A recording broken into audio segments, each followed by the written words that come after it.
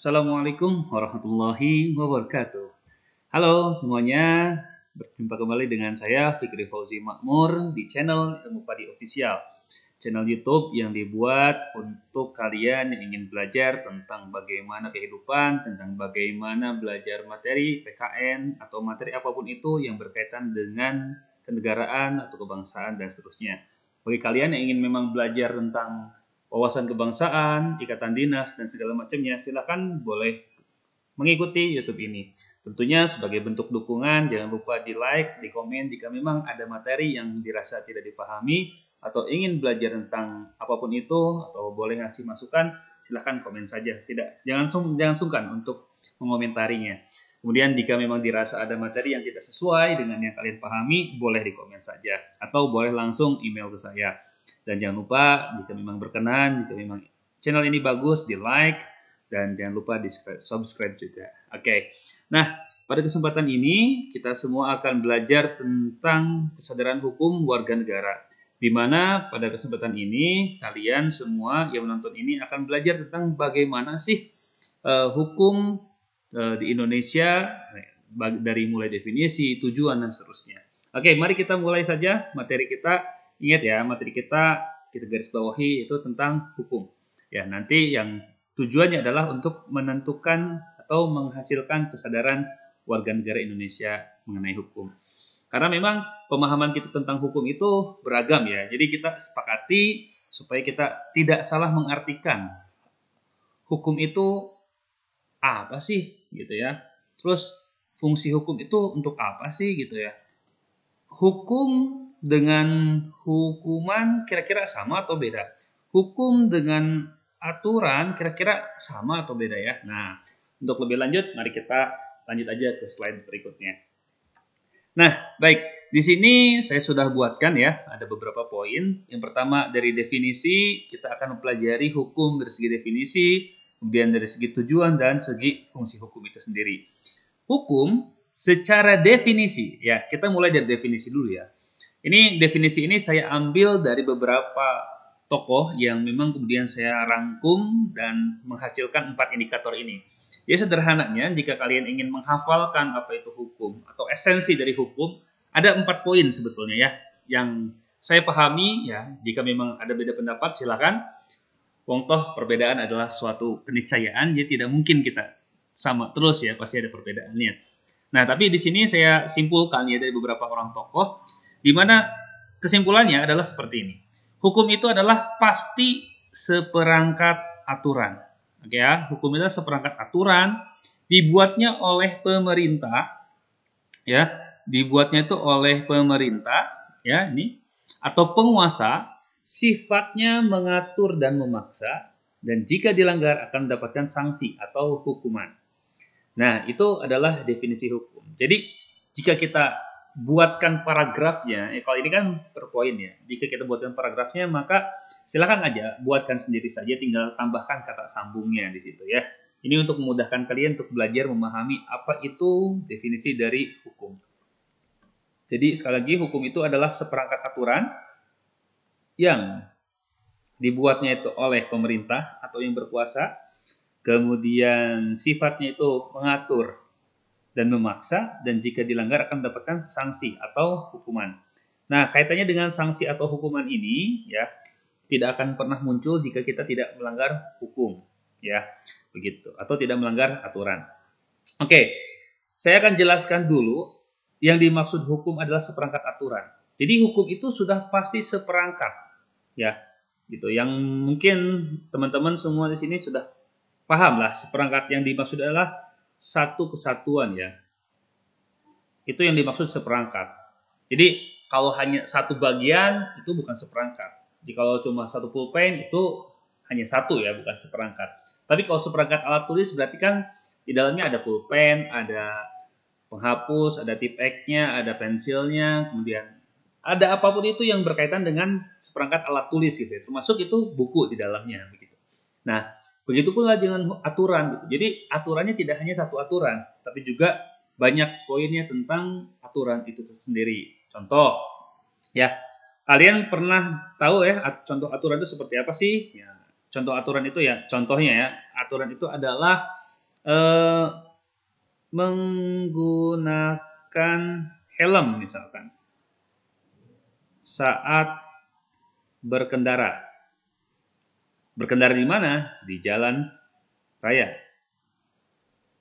Nah, menggunakan helm saat berkendara di jalan raya, ini hukum atau aturan? Atau hukuman?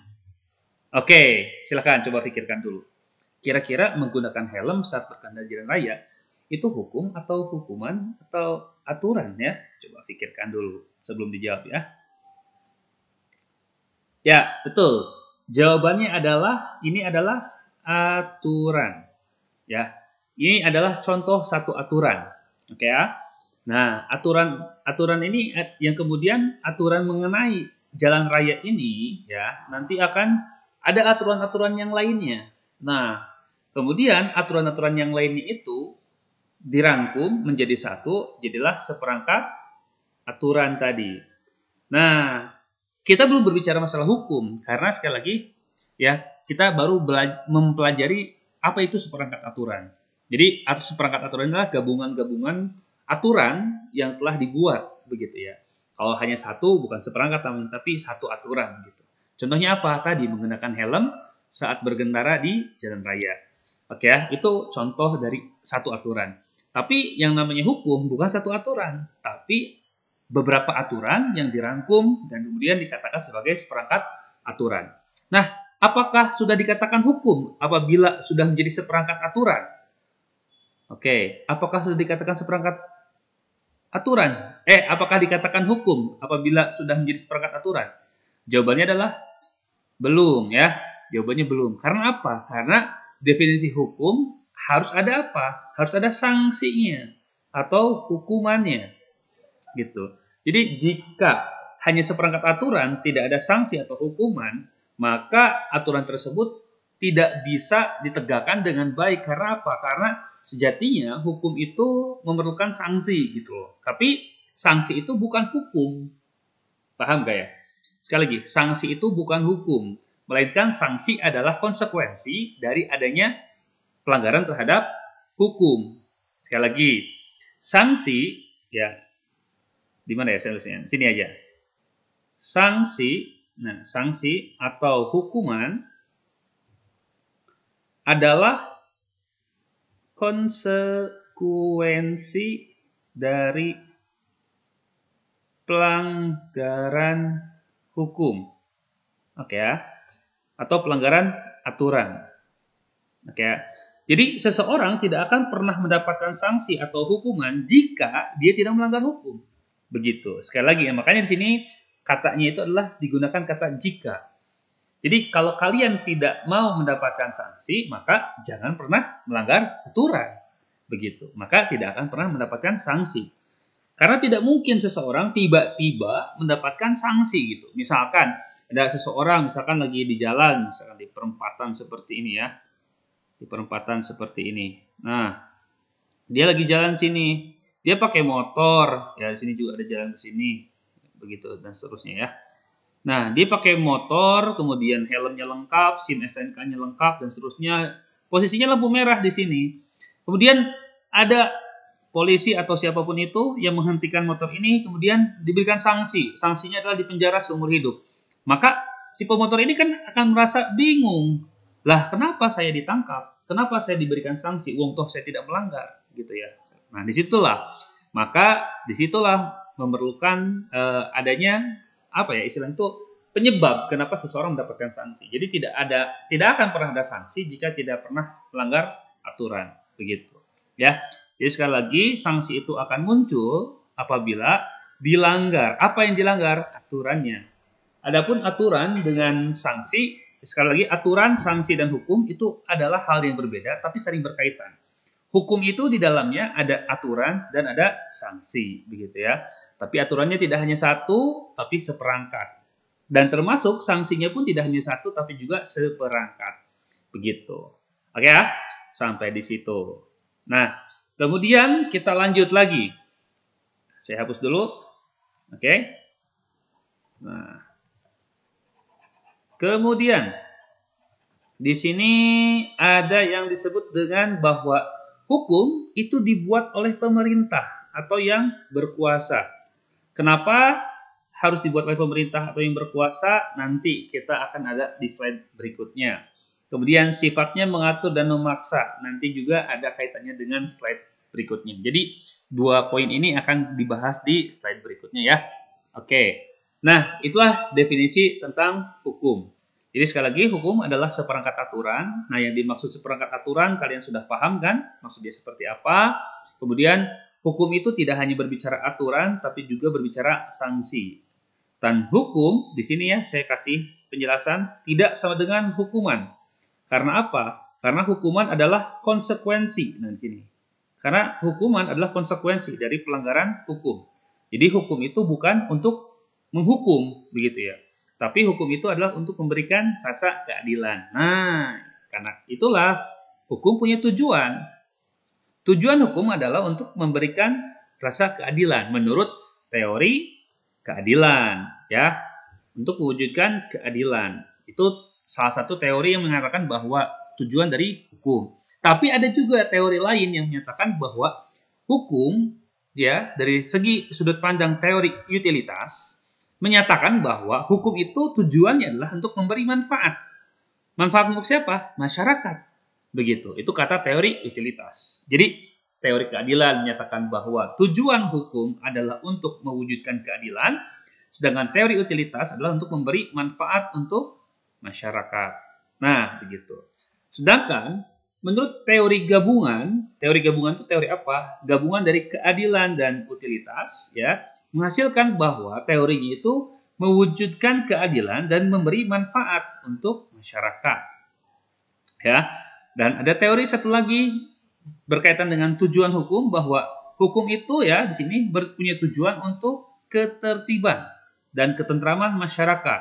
Teorinya ini ya, teori ketertiban dan ketentraman masyarakat, yang mana tujuannya itu adalah untuk mengatur pergaulan hidup secara damai. Itu tujuan daripada hukum itu sendiri, begitu ya. Jadi ketika kita mengatakan bahwa tujuan hukum apa sih? Wah, untuk menciptakan keadilan. Betul nggak? Betul. Kenapa? Karena sesuai dengan teorinya, yaitu teori keadilan. Tujuan hukum apa sih? Tujuan hukum itu adalah untuk memberikan manfaat loh, guys. Oh, betul gitu? Betul. Kenapa? Karena sudut pandangnya adalah teori utilitas. Lalu ada lagi orang yang berpendapat, enggak, kalau kata saya hukum itu tujuannya adalah untuk memberikan keadilan dan memberi manfaat. Betul nggak? Betul. Itu teori dari teori gabungan. Dan untuk mengatur pergaulan hidup secara damai, betul juga, betul. Gitu ya. Tergantung teori mana yang kita akan ambil untuk mencapai tujuan daripada hukum itu sendiri. Nah, supaya tidak pusing, ya, sini saya membuat intinya ya. Intinya, tujuan hukum itu adalah untuk mengatur masyarakat sehingga tercipta keteraturan, ketertiban, dan keadilan. Ya, sehingga masyarakat itu teratur, tertib, dan keadilan, yang mana goals utamanya, nah ini adalah goalsnya ya, goals atau tujuan utamanya itu adalah untuk memberi manfaat untuk hidup manusia. Gitu. Karena percuma ada hukum tapi tidak memberikan manfaat, tidak memberikan hal yang positif buat manusia. Gitu. Karena tujuan hukum adalah tadi, untuk memberikan manfaat untuk hidup manusia. Karena toh tujuan hukum dibuat itu adalah sebagai pedoman untuk manusia berperilaku, bergaul dengan manusia yang lainnya, dan termasuk dengan alam semesta. Begitu. Itu salah satu tujuan daripada hukum. Nah, selanjutnya, hukum juga mempunyai fungsi. Nah, hukum punya fungsi. Fungsi hukum adalah untuk pertama, mencapai ketertiban umum. Jadi ketertibannya bukan ketertiban individu gitu ya, bukan ketertiban kelompok saja atau kelompok tertentu saja, tapi ketertiban secara umum, secara general. Jadi saat adanya hukum, hukum itu punya fungsi untuk memberikan ketertiban secara umum. Kemudian memberikan rasa keadilan, tentu hukum itu kalau nggak berfungsi memberikan keadilan, buat apa ada hukum? Makanya harus ada fungsi keadilan. Kemudian hukum juga berfungsi sebagai legitimasi. Apa itu legitimasi? Pengakuan atau pengesahan. Jadi contoh misalkan ya, ada seseorang, misalkan kita sebut saja ini ada siapa ya? Kita sebut saja si Raru misalkan ya. Shiraru ini punya HP gitu ya. Punya HP atau tablet lah gitu. Ini logo biasa Apple. Apple dimakan ya. Oke, Shiraru itu punya handphone satu. Kemudian di sini ada satu lagi orang namanya adalah Shishiyuki. Ya, Shishiyuki ini punya juga HP gitu. Nah, kenapa HP Q ini adalah HP-nya Shiraru dan kenapa HP titik ini HP-nya si Shishiyuki ini? Shishiyuki ya. Kenapa ini menjadi HP-nya Shishiyuki dan ini menjadi HP-nya Shiraru? Karena ada apa? Ada legitimasi. Ada pengesahan bahwa HP ini dimiliki oleh Shiraru. Kebayangkan jika hukum tidak punya fungsi untuk legitimasi, Shishiyuki ini bisa mengatakan mengklaim bahwa HP Q ini adalah milik Shishiyuki ini. Even itu Shiraru pun akan mengklaim bahwa titik ini adalah HP-nya milik Shiraru dan seterusnya. Oleh karena itu, fungsi hukum adalah untuk memberikan legitimasi. Nah, kemudian kaitannya tadi dengan rasa keadilan. Yang namanya manusia kan pasti ada keinginan untuk menguasai milik orang lain. Karena bisa jadi HP Q ini diambil sama si Shishiyuki ini. Kemudian jadi HP-nya jadi dua ya gitu. Nah, sedangkan si Shiraru ini jadi nggak punya HP. Kenapa? Karena HP-nya diambil gitu. Apakah di sini ada yang namanya rasa adil? Tentu tidak. Kenapa? Karena adil itu kan menempatkan sesuatu pada tempatnya gitu. Yang harusnya si HP Q ini adalah milik si Shiraru, tapi malah diambil oleh si Shishiyuki. Dalam posisi ini, dalam konteks ini ya, yang diuntungkan siapa? Shishiyuki. Yang dirugikan siapa? Shiraru gitu. Padahal fungsi dari hukum itu adalah untuk memberi keadilan. Jadi kalau misalkan ternyata ya HP-nya diambil sama Shishiyuki ini dan Shishiyuki menjadi dua HP, yang diuntungkan salah satu, maka fungsi hukum tidak tercapai karena seharusnya fungsi hukum itu untuk memberi rasa keadilan gitu. Jadi kalau mau fungsi hukum yang sejatinya adalah maka dia tidak boleh mengambil HP orang lain gitu. Jadi HP-nya itu tetap ini adalah HP milik Shiraru dan titik ini adalah milik HP si Shiraru ini. Shishiyuki ini gitu ya. Kemudian mengatasi konflik yang terjadi di lingkup masyarakat. Ya, tujuan hukum itu adalah untuk mengatasi konflik. Karena kalau tidak ada hukum, ya, sekali lagi, jika tidak ada hukum, ya, jika hukum itu tidak ada, ya, maka siapa sih yang bertugas untuk menangani konflik gitu ya? Manusia. Oke? Yes, bisa. Manusia bisa, tapi tolong perhatikan bahwa manusia itu punya unsur subjektif. Ya. Manusia itu punya unsur subjektif. Ada ketergantungan, ada keberpihakan. Itu jika hanya mengandalkan sisi manusia gitu. Oleh karena itu harus ada kesepakatan. Kesepakatan yang ditulis. Supaya apa? Supaya unsur subjektifnya itu tidak muncul sehingga menghasilkan unsur objektif. Nah, begitu. Sehingga saat konflik terjadi, penyelesaiannya diselesaikan secara objektif, begitu. Sehingga tidak ada yang namanya konflik kepentingan atau menguntungkan salah satu pihak dalam mengatasi konflik. Itulah fungsi daripada hukum. Jadi hukum itu sekali lagi berfungsi untuk mencapai ketertiban umum, ya sekali lagi untuk umum ya, bukan untuk salah satu individu atau kelompok tertentu.